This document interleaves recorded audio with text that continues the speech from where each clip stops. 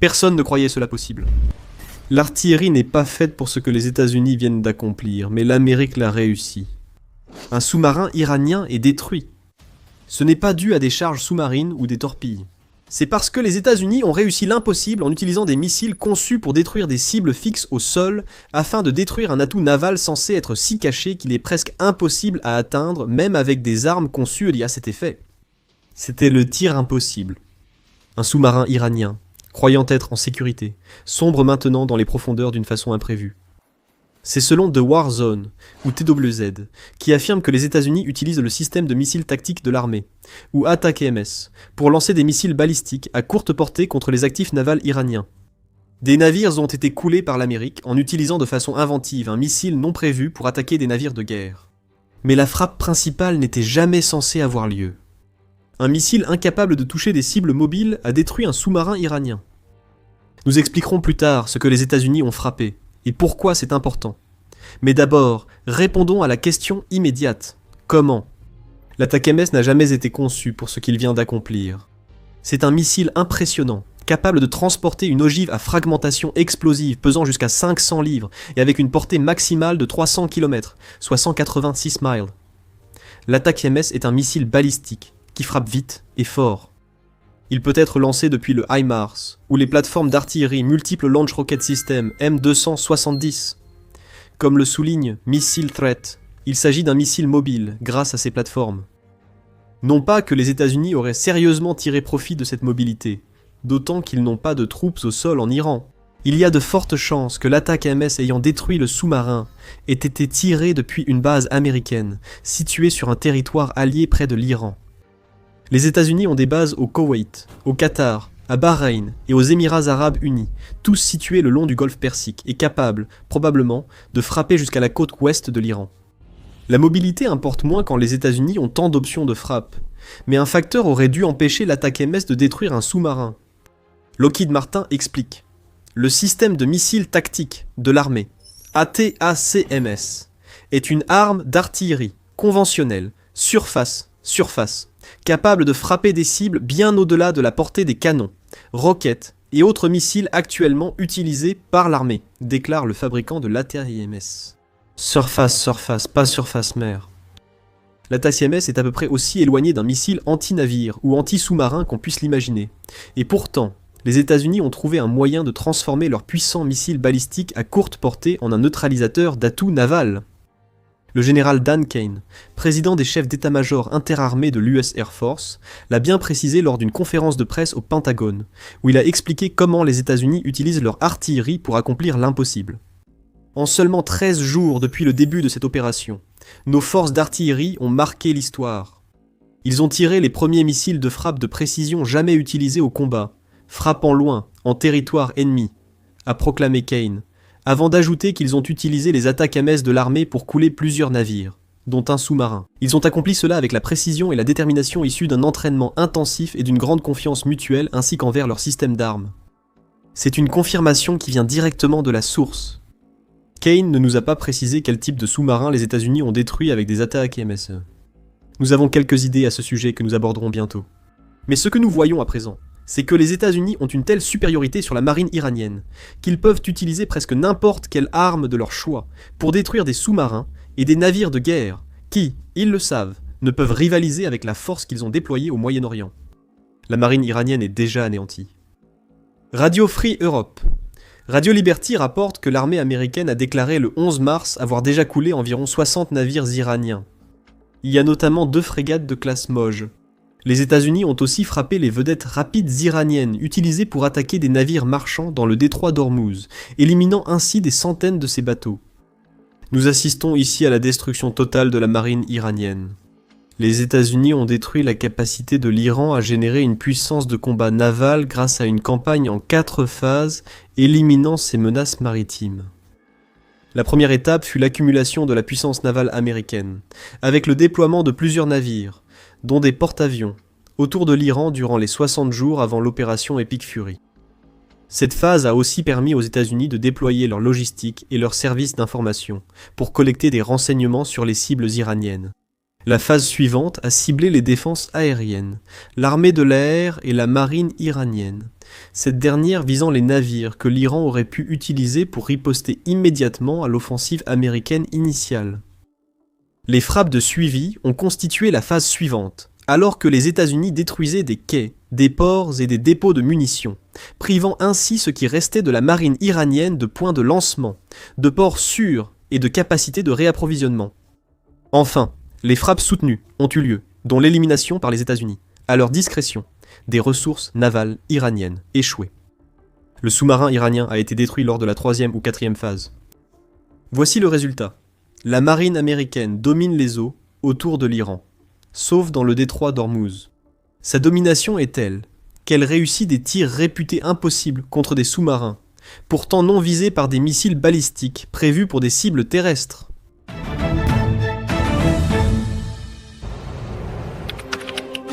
Imaginez Internet comme un champ de bataille, rempli d'unités ennemies cherchant la moindre faiblesse pour s'introduire dans votre quartier général. Dans ce quartier général, vous possédez des informations secrètes et confidentielles à protéger absolument. Imaginez pouvoir brouiller toutes les pistes menant à celui-ci et le rendre invisible. Vous le feriez, non ?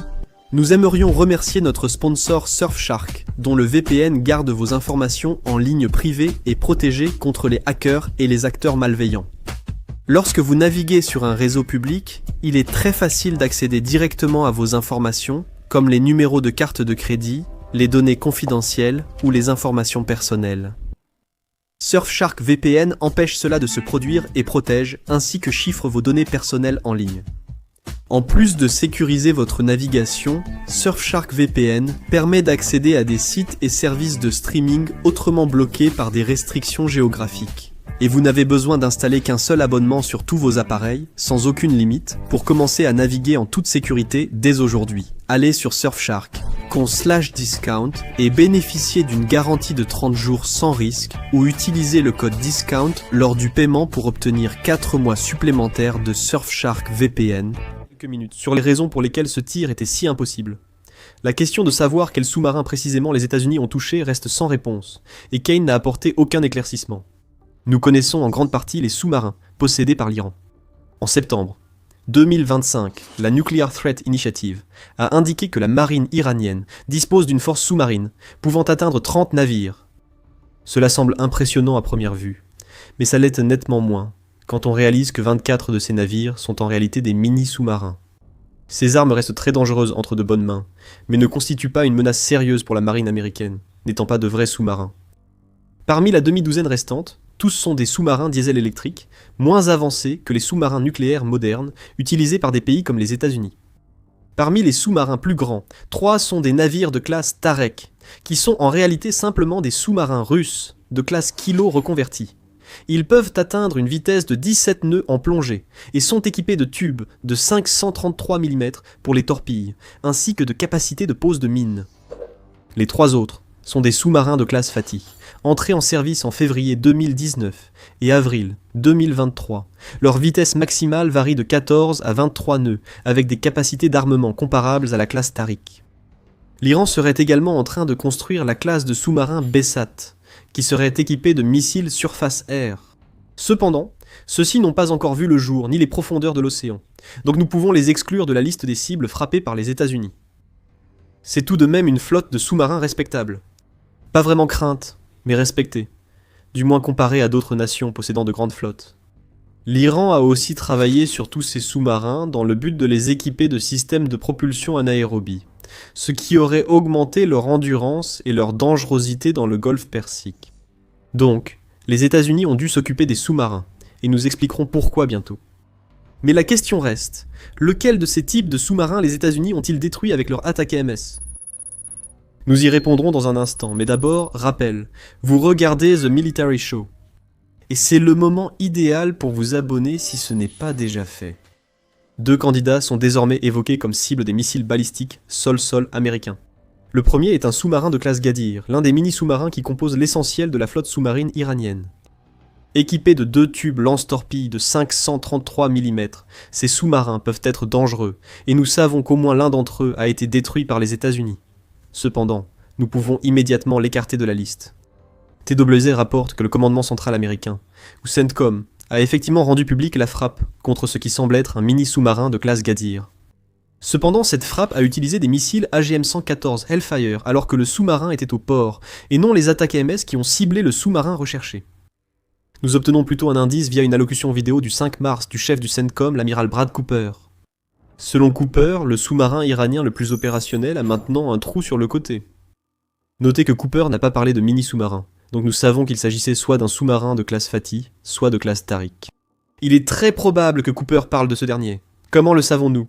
Des images satellites, de Planet Labs, montrent qu'un des 3 sous-marins iraniens de classe Tariq aurait coulé à la base navale de Bandar Abbas le 4 mars. Des images du 2 mars montraient que le sous-marin était intact seulement quelques jours auparavant, même après les frappes initiales menées dans le cadre de l'opération. Mais 2 jours plus tard, il a coulé. Le lendemain, Cooper affirmait que les États-Unis avaient frappé le sous-marin le plus opérationnel de l'Iran si fort qu'il a désormais un trou sur le côté. Les indices suggèrent que le sous-marin ciblé par les États-Unis était un navire de classe Tariq, stationné dans la principale base navale iranienne, donnant un accès direct au détroit d'Ormuz. Nous savons ce que les États-Unis ont visé avec leur attaque MS.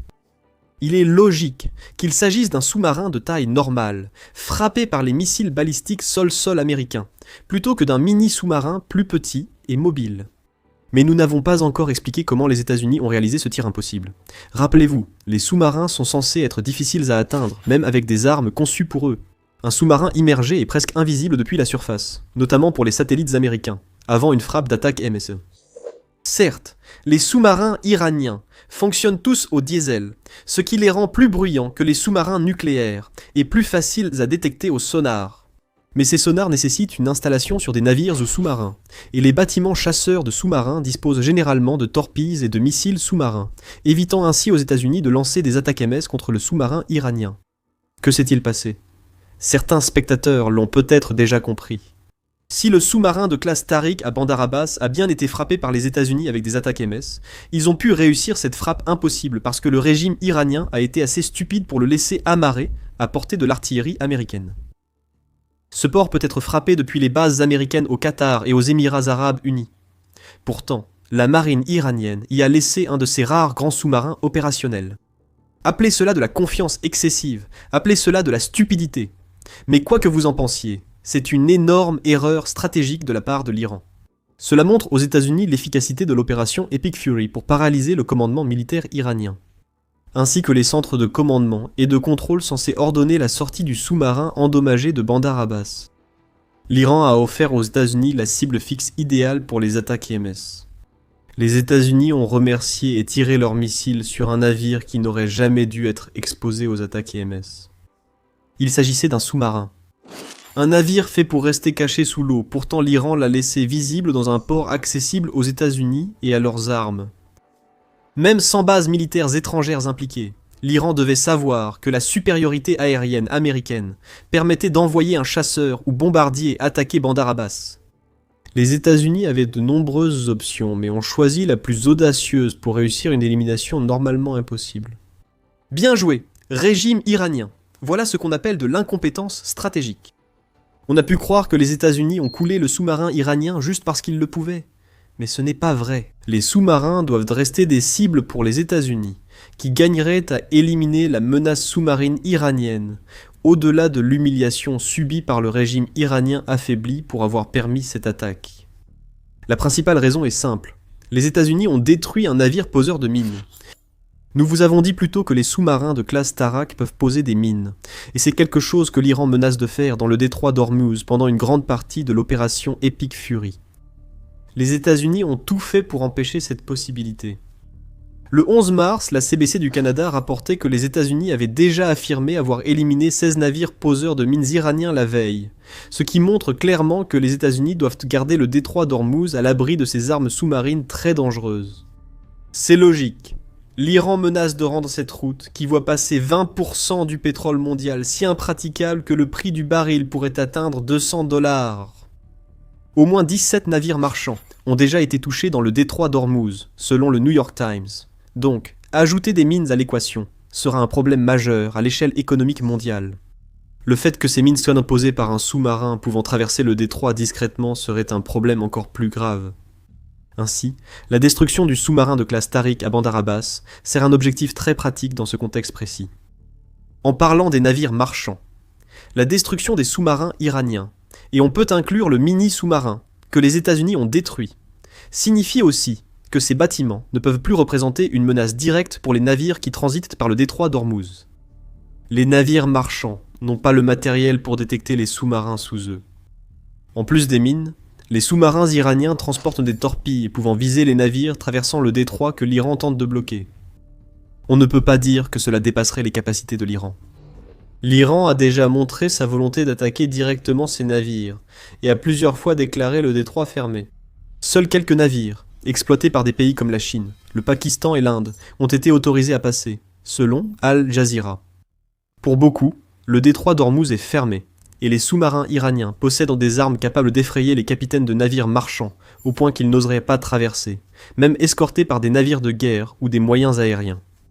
Les États-Unis éliminent ainsi une menace claire.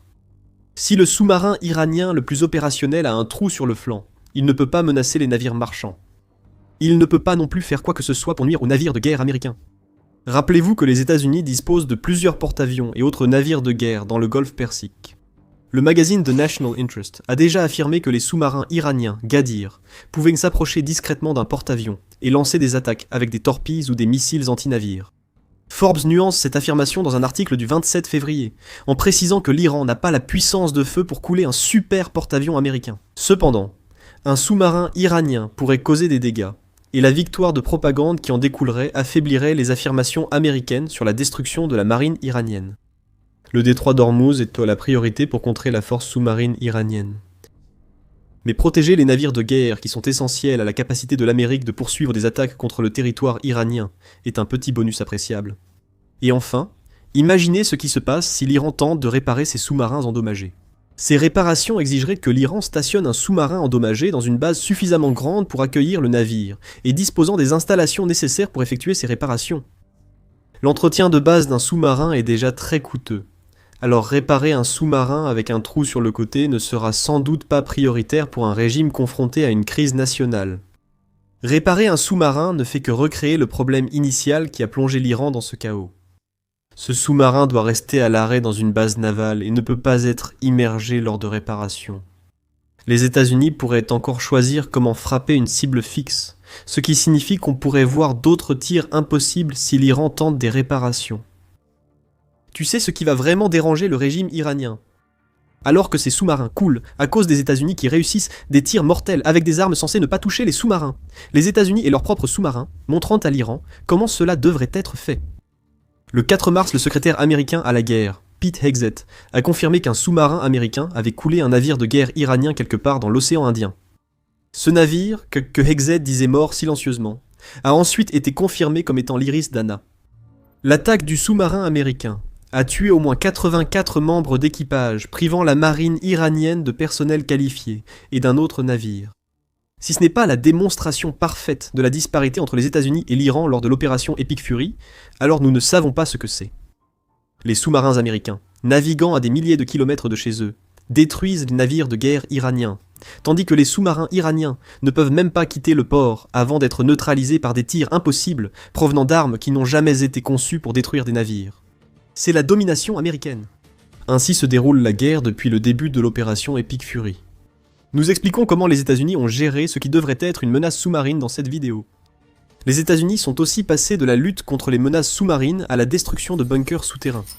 Il semble que tenter de se cacher sur Terre ne fonctionne pas non plus pour l'Iran, et vous pouvez découvrir pourquoi en regardant notre vidéo sur la façon dont les bombardiers américains B-2 ont détruit le plus grand secret souterrain de l'Iran. Et si vous avez apprécié cette vidéo, assurez-vous de vous abonner à The Military Show pour suivre toute notre couverture de l'opération Epic Fury. Et merci comme toujours de nous avoir regardés.